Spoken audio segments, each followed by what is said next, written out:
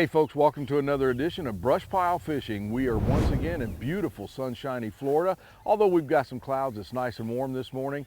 Lake Jesup. I haven't been here for a few years, and I love shallow water fishing here. I've got a great guest in store today, a good friend of mine I met through Facebook and our baseball love for the game, but Fred Carter is going to join us. Fred loves shallow water fishing also. We fished Jessup not on film before, but just for fun. So today we're going to put it on a show. You stay tuned, we'll be right back with BrushPile Fishing. Many people look at a lake and feel a sense of calm serenity. Crappie fishermen feel the heart-pounding anticipation of the thump. That's why host Russ Bailey is addicted to crappie fishing. It's this addiction that takes Russ from the Midwest to the Deep South in search of the best lakes, techniques, and patterns from some of the best crappie anglers in the country. Right here on BrushPile Fishing. Hey folks, welcome back to BrushPile Fishing here at Jessup Lake in Florida with my good friend Fred Carter. Fred, how we doing? No, I'm doing good, Russ. How are you, bud? I'll tell you what, man, we fished this lake a couple years ago. We weren't taping the show, but you and I, it's the first time we ever got to fish. Today we're going to try to shoot a shallow water show. Okay, sounds good. Done a little scouting yesterday, and we caught some in the trees, real shallow yesterday. We really didn't try the vegetation, but we're going to try that now. So it's a good staging area for them to come in before they come to the trees. Tell you what, we'll get started at it, hit some trees, maybe some docks. We'll try it all. Shallow water fishing today. Yes, sir. Here we go, folks. Lake Jesup here in Florida.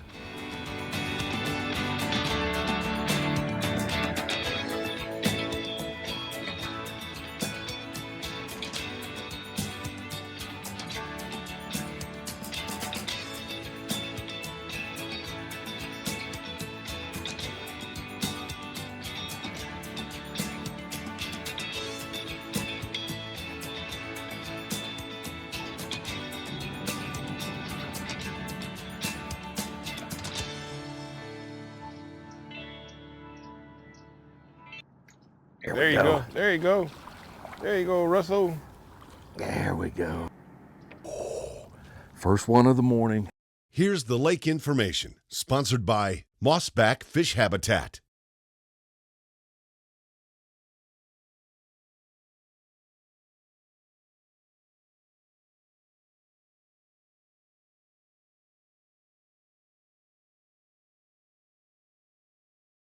Folks, if you just joined us, we're on Lake Jesup here in Florida, just getting started this morning. My guest is Fred Carter, Oklahoma fishing guide, and here we are in Florida fishing together. Yeah. First time we met was here. It was, and had a pretty good trip that time in the pouring down rain. Yeah. In fact, Tom was with us then. Yeah. Yep. Poor Tom had to stay home in Ohio this time. My people back home, they've been getting it bad. So when I get back, the weather's supposed to be good when I get back home. Folks, to tell you how Fred and I met, of course, the power of the internet, but a couple years ago, I just happened to get on Facebook on a computer and I got a private message, and it was a guy who said he's watched a show, this and that, and he says, I see you're a big baseball nut, and then he tells me, you might be interested to know who my brother is. And I thought right away, Joe Carter, and I thought, no way. Yeah. And then he said it. Well, you knew it wasn't Gary Carter. No. But we've been friends ever since, and Fred's been known to get me some memorabilia signed from time to time. And tell you what, Fred's a darn good fisherman, and Fred, you're with B&M's pro staff now. Yes, love the B&M rods. I got some new ones just scattered that I got in. I went to the 8-footer, the Diamond Series. Have you used it yet? No, I haven't used it because they came in right before I left to come down here. Okay. So can't wait to get back home to try those. You will definitely like them. So folks, what we're doing, we've got about 62-degree water temp, and these fish are just starting to move in, and we're going to probably catch mainly males. We may catch an occasional female, but a lot of dark males are going to be in here working the bed, and like I say, we're going to be fishing a lot of 1 to 3 foot of water. So pretty shallow stuff, and nothing too fancy, just a jig and a cork. Let's see what we can do this morning. Fred, you talk about, you're a guide actually in Oklahoma. What lakes do you like to guide on? There's a few of them that I guide on. And catch a crop. Oh! Cut. Amateur hour. Don't get that swung this long rod. This is where I like to use the 8-foot. Oh, come on, man. Yeah. Your gear and conditions sponsored by Millertech Lithium.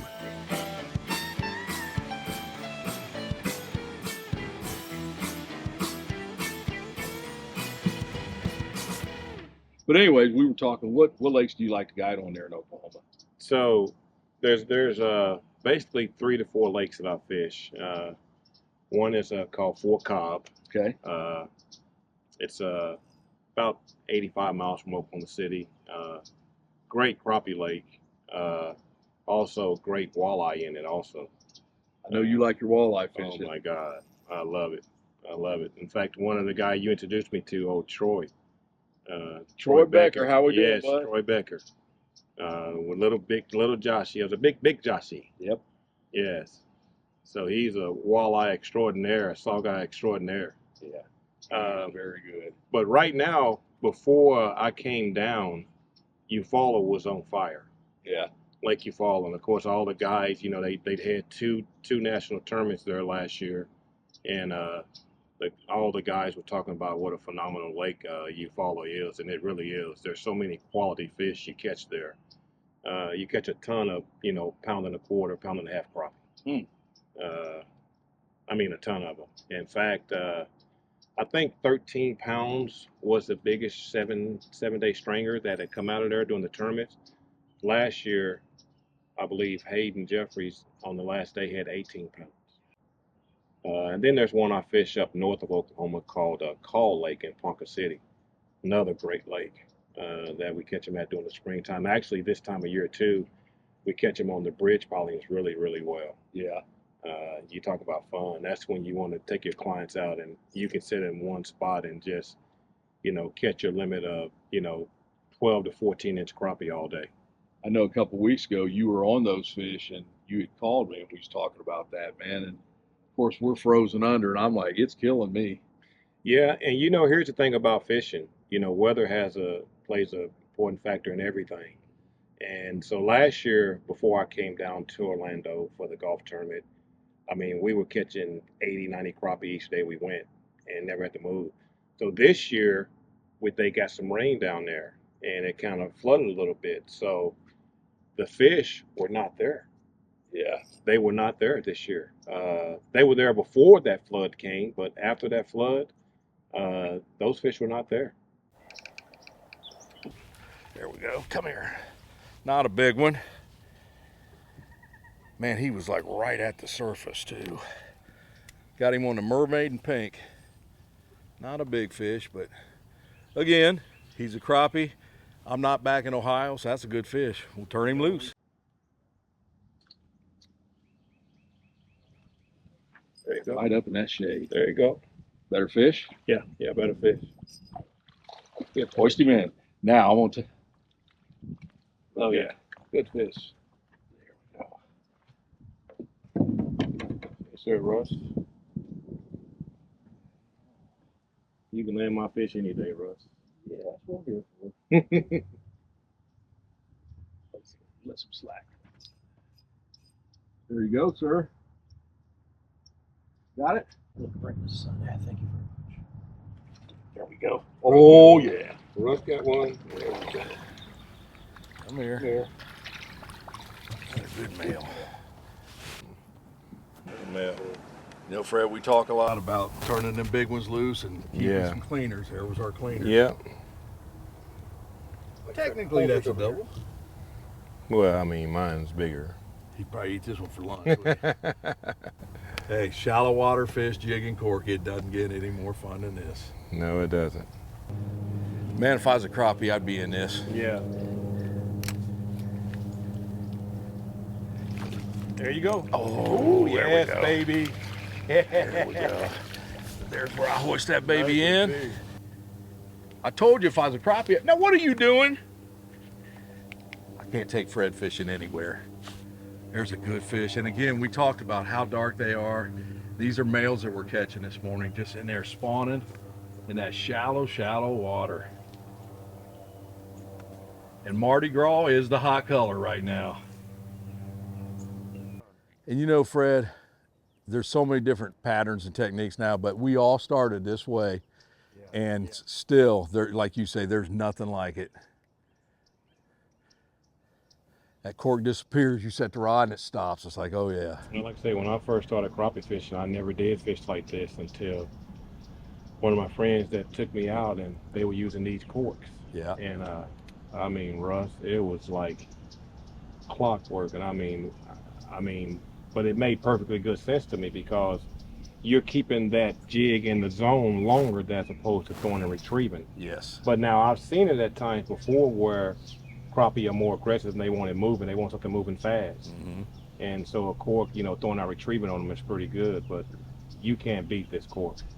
You know, we fish back home a lot of shallow water, and of course in Ohio, our springs, we'll have 70-degree weather and then it's a high of 40, you know. Yeah.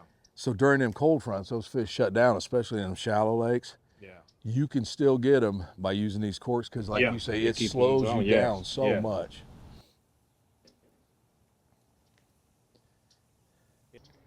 You know, Russ, yesterday while we were fishing, what I noticed about the pattern, like I say, fish will always tell you their pattern, what they want. Yeah. And, you know, even locations where they're at. Yesterday when we came back up in here, we were fishing the smaller trees and we caught fish on it. They were the smaller fish, but I noticed once I started throwing towards the big cypress trees off the base of them, I started catching bigger crappie. Yeah. And so they were really around the edge of those big cypress trees yesterday. We caught them really good. And you're right, just paying attention to little things like that. You know, yesterday we were on Crescent and with Mike Barnett, and every time, and I'm not kidding you, every time we got in 7 foot, we would catch fish. If you got in 6, they'd shut off. If you got deeper, they would shut off. Yeah. You know, just trying to pay attention to little things like that, but you're 100% correct. We're the ones that got to figure them out. Yes. They know what they want. And that's why you got to pay attention to those things, little details.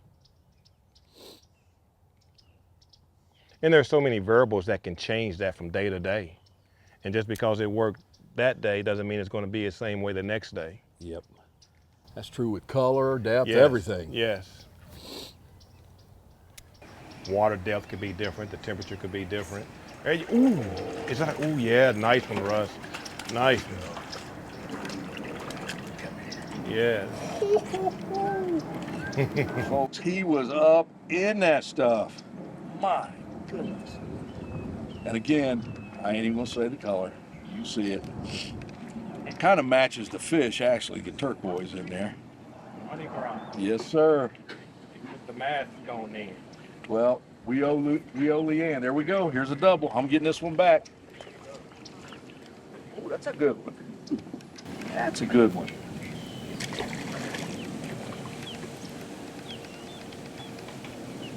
Yeah, we'll keep him for a photo later. We'll keep him for a photo? Right.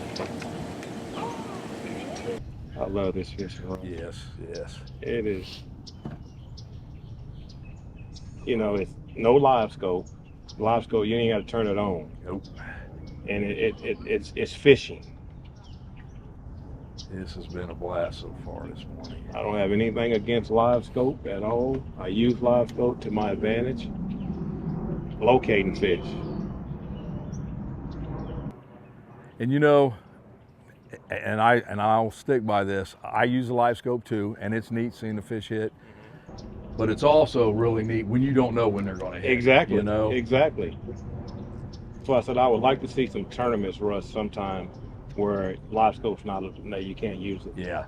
And I mean, there's guys that caught fish before live scope. It's not taking anything away from them, but it definitely has made a difference in people that didn't know how to fish, and now all of a sudden it's like playing a video game. Well, and that's a good point you bring up. A lot of the guys doing real well in tournament trails now our young, well, I call them kids. They're not kids, but they are. And it's because that's what they've grown up doing, and they've picked up live scope so easy. I mean, it basically is like a video game. But like I always tell people, live scope does not make the fish bite. We've seen that too. Yes, we've seen that where it can be frustrating at times because you'll see they'll run up behind your jig and they'll come up and follow it up, but won't hit it. And you're doing everything you've ever known. Yeah. They have commitment issues.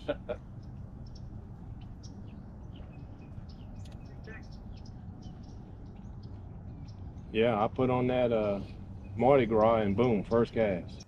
Well, and that's another thing, you know, we talk about things change. A lot of times it doesn't matter what color you throw, they're going to, yeah, and sometimes it makes all the difference. But you never know if you never experiment. Yeah. And that's the thing about fishing. You know, they will tell you that, because I remember I had a friend that I took fishing down at Eufaula one day, and he said this guy told him that color doesn't matter. I said, I disagree with that. In fact, that day I showed him that color matter because the fish that I caught the day before in that area, I caught them on a light colored jig. It was a pink and white, blue, pink and white. And so I was using that same jig and I'm throwing in the same areas where I knew they would stack that off this pole where a little dock used to be. Could not get a bite, Russ.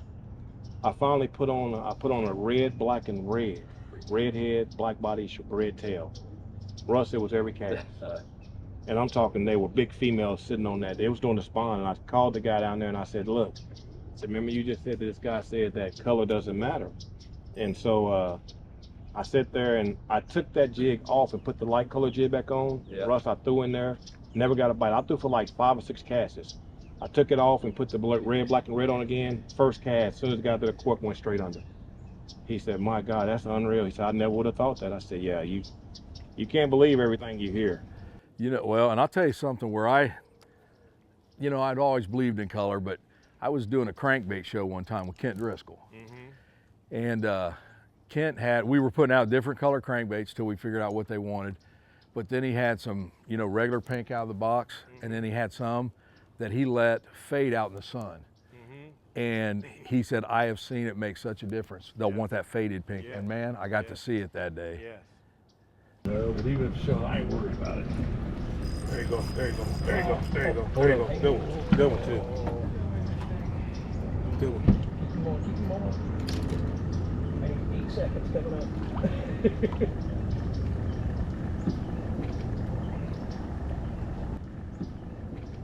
There you go. I got that Spanish moss off there and I threw in that spot. It created this open for me back there. Nice male. That's where he was at. I'm sitting here tying a jig on, you're catching my fish. I mean, hey, somebody's got to do it. Nice little male crappie. Yeah, I weeded that. I took that Spanish, that moss off, and I cast right back in there, and boom. So folks, we're kind of limited to what we do right now. Want to fill you in on what's going on. We've had electronic issues with the boat today, and the wind has picked up on the main lake. There were several areas we wanted to try, and you can't get to them because of the wind. We got over there to one and basically got blown out of that area. So we're limited where we can fish. We're going back to where we caught a few this morning. The bite's been tough. We'll make 20 casts into the same area and nothing, and then that 21st cast, bam, you'll catch a fish. So we're going to try to close this show out right where we started and see if we can catch a few more of these shallow water fish here at Jessup. Spawn is in full swing. Oh. Just think, it haven't even started back home for us. No. And we're under ice, so. Folks, we're in the last week of January. And I think these males are just starting to move in. They're not great numbers yet. And today, for whatever reason, it's been tough to get them to bite. But man, here in another week or so, if this weather stays like it is, this place is going to be hopping. Oh, God. I mean, Russ, I've sat there before in the spawn and have caught 14 fish off of one stump.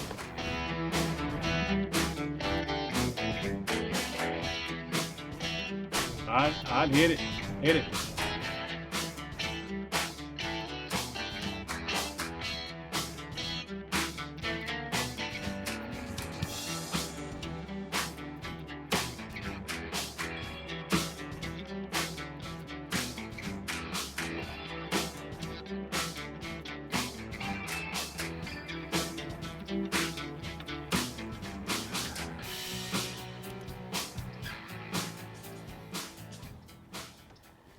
There you go, there you go. There, way back in That's there. a perch, that's a perch. That's a crappie, That little one. little crappie. That's a crappie. At least, He was back there in the open. was he really? Mm-hmm. At least you got him to hit. Yep, that little purple. Little male crappie. There you go, there you go. Yeah. Hey, you may have found a color that's working again.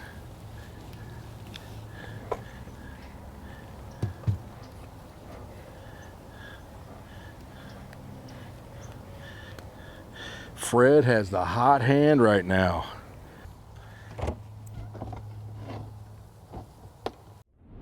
And now, the BrushPile Gear Check. Hey folks, Russ Bailey here. Thanks for joining me for today's gear check. It has been a tough bite.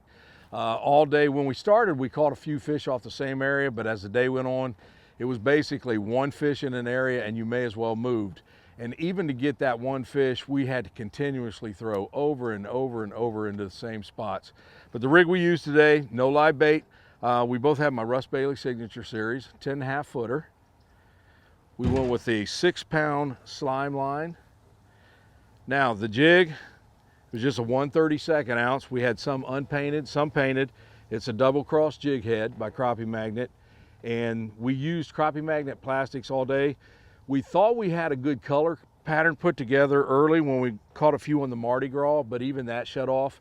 And I think one of the keys that Fred did, Fred changed colors, I do not know how many times today. And he seemed to catch one and then they would shut off. But the two best colors was this pink and purple and then the Mardi Gras. Ooh, got a nice one there, Russ. And he's got another one. Oh yeah. On that pink and purple we was talking about. That was just like clockwork there, wasn't Didn't it? want to edit you, I mean, you're filming there. And that's about the size we're getting. We didn't get any pigs so far today. We're gonna keep fishing for a little bit more. It's just been a super tough bite. But it's always fun to throw a jig and cork. It's always fun when I get a fish with Fred. So that's today's BrushPile Gear Check. Oh, there we go. Get him, Russ. Ooh, Oh, nice one. not a bad one. Back in there. Oh yeah, that's a good one there, Russ. I went to that pink and purple you got on. Yeah, I know, you're always copying off of me. Well, you've had, what, about 500 color changes today? Yeah. But it's made a difference. Gotta keep trying, I mean. Not a bad one. It has been a super tough bite. Good fish though. Fred, we talked about it earlier, but man, just the colors of these fish, especially in the tails. Yeah, those males are beautiful. Yeah. Beautiful male crappie there. Good fish. See, a lot of people, Russ, on that, hold that crappie a second. Oh, okay, thanks. Sorry. But these are black crappie. And a lot of people back home, they think because during the spawn season, because the crappie turns black, Yeah. that is automatically a black crappie. And I said, no, it's a white crappie, but it's a male crappie. I said, you have white males, you have white male and you have black males. Well, and them whites, when they're spawning, they put them tuxedos That's on. right. They're dark. And then, but see, people think that they're black crappie because Right. they turn black. No, all males have a hormone change where they put the tuxedo on during the springtime. Oh, there go one right there. I turn around, you catch another. Fred, this is the first tree all afternoon that we've caught more than one fish off of. Every place else has been one fish and you may as well keep on moving. Yeah. Nice little male crappie. Oh, he's active. Folks, it has been super hot here today. I have taken the jersey off to finish out this show. Those are nice, but whoo, got warm, didn't it? We want to show them guns. Oh yeah, something like that. Which way is the beach? Oh, Oh, there you go, there you go. There you go. Yes, sir.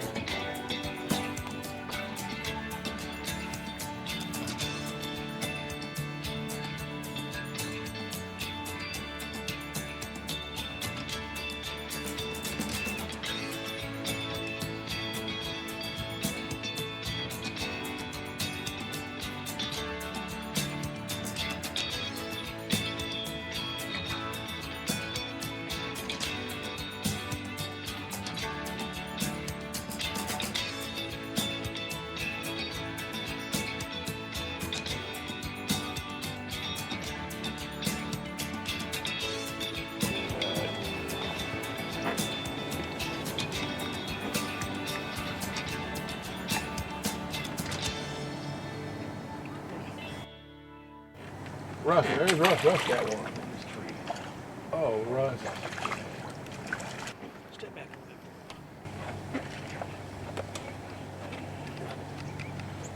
a little bit. Hey, you off now. You're off now. In a tree, off the boat. You big dummy. Man. As Fred Stanford would say. That's right. You big dummy. Easy, Lamont. You old fish eye fool. Again, we just haven't caught the big ones today, just small males.